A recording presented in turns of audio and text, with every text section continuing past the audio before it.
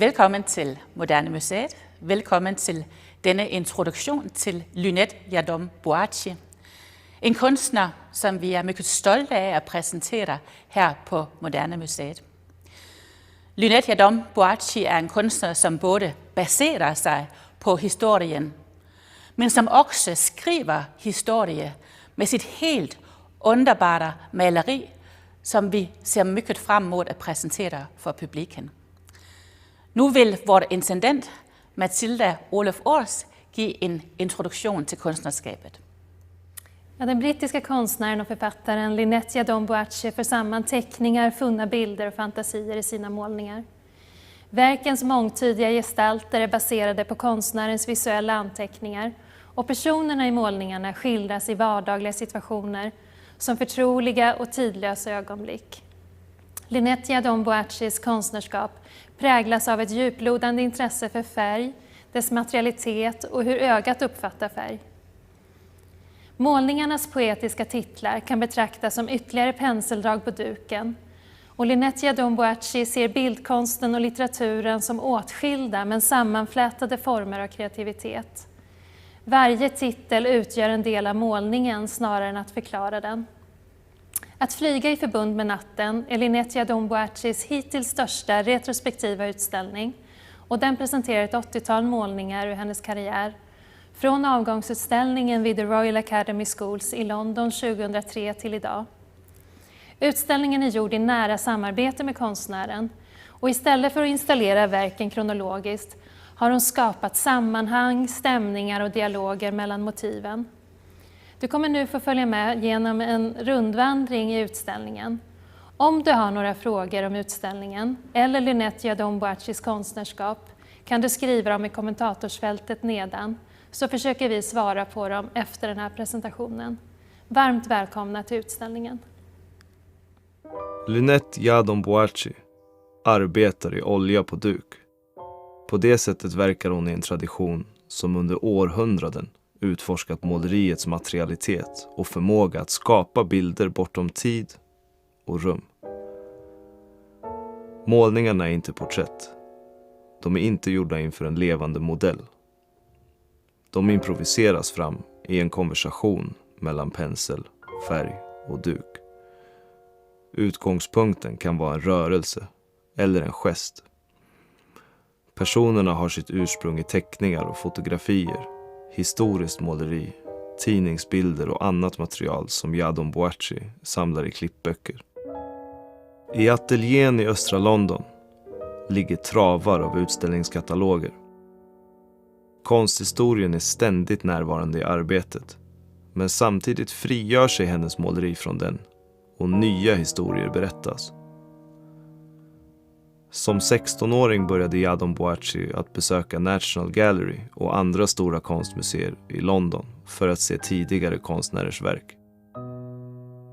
Hon studerade noggrant teknikerna de använt och hur resultatet blev med olika tillvägagångssätt. I äldre porträttmåleri förekom den dyrbara röda färgen ofta vid avbildningen av makthavare. Ett exempel på en färghistorisk referens. Duken i lin eller bomull är behandlad med kaninlim för att skapa rätt underlag till färgen.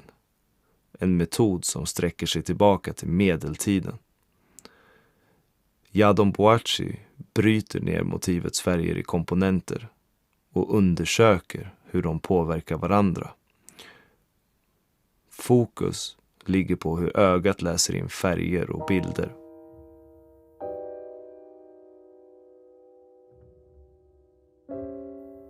Motiven kan växa fram över en dag. Färdiga verk får mogna i ateljén och gå i dialog med nya målningar.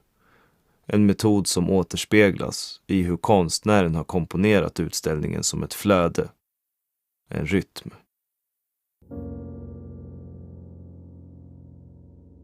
Ibland dyker det upp djur i målningarna. Rävar, ugglor, hundar och katter.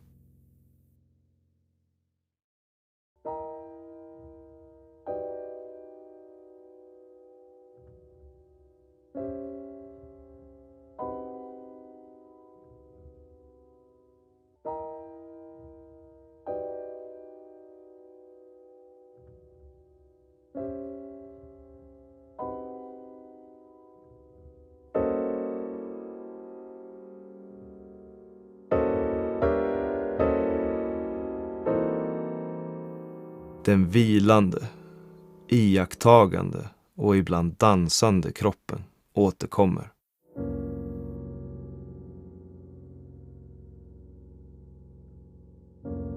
Ränder i tröjor kan fungera som en måleriövning eller som uppvärmning då en ny verksgrupp påbörjas.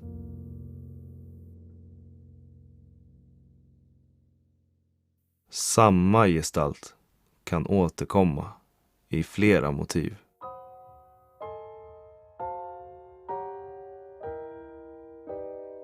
Kompositioner blir till berättelser, atmosfärer för betraktaren att undersöka.